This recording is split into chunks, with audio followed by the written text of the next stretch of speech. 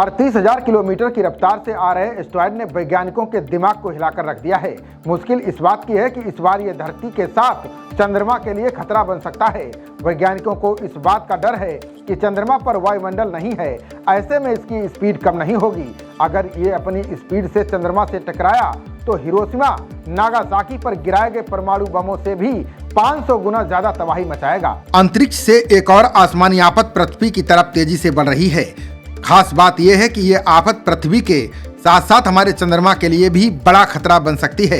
इस विशाल एस्टेरॉयड ने वैज्ञानिकों की चिंता बढ़ा दी है। नासा ने संभावना जताई है कि 2024 YR4 नाम के इस एस्टेरॉयड की गति बेहद तेज है। नए अध्ययन में पता चला है कि यह एस्टेरॉयड पृथ्वी ही नहीं चंद्रमा से भी टकरा सकता है। नासा के centre for near earth object studies के अध्ययन के अनुसार इसके चांद से टकराने के चांस ज्यादा हैं। चंद्रमा पर वायुमंडल नहीं है, ऐसे में एस्टेरॉयड की स्पीड किसी हालत में कम नहीं होगी। अगर ये अपनी स्पीड से चंद्रमा से टकराया तो तबाही मचा देगा। एस्टेरॉयड अगर चंद्रमा से टकराया तो सैकड़ों मीटर चौड़ा गड्ढा बन सकता है, जिससे इसका मलबा अंतरिक्ष में फैल जाएगा। ये पृथ्वी पर भी पहुंच सकता है। वैज्ञानिक इस एस्टेरॉयड को सिटी किलर कह रहे हैं, क्योंकि चंद्रमा का मलबा पृथ्वी के किसी एक हिस्से को बड़ा नुकसान पहुंचा सकता है। ये 100 मीटर तक चौड़ा है। इसकी स्पीड 38,000 किलोमीटर प्रति घंटा होगी। वैज्ञानिकों का मानना है कि अगर ये धरती से टकराया तो कई शहरों को भस्म कर देगा। ऐसे में चंद्रमा और पृथ्वी को बचाने के लिए चीन ने स्पेस आर्मी तैनात करनी शुरू कर दी है। ये आर्मी स्पेस इंजीनियर्स की होगी, जो एस्टेरॉयड को दूर ले जाकर खत्म करने की कोशिश करेगी।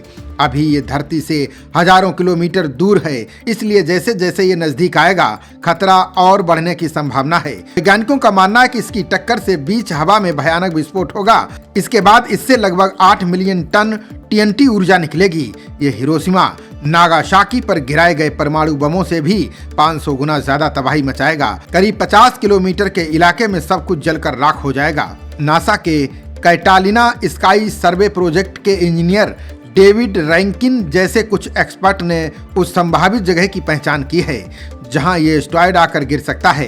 उनके अनुसार क्षुद्र ग्रह उत्तरी दक्षिणी अमेरिका से लेकर प्रशांत महासागर, दक्षिणी एशिया, अरब सागर और अफ्रीका तक फैले क्षेत्र के किसी क्षेत्र में गिर सकता है। Bharat, Pakistan, Bangladesh, Ethiopia, Sudan, Nigeria, Venezuela, Colombia और इक्वाडोर जैसे देश इसके दायरे में हैं।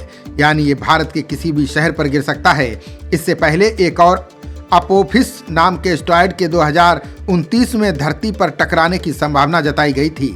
बाद में कुछ बदलाव की वजह से इसके धरती पर टकराने की संभावना को शून्य मान लिया गया था।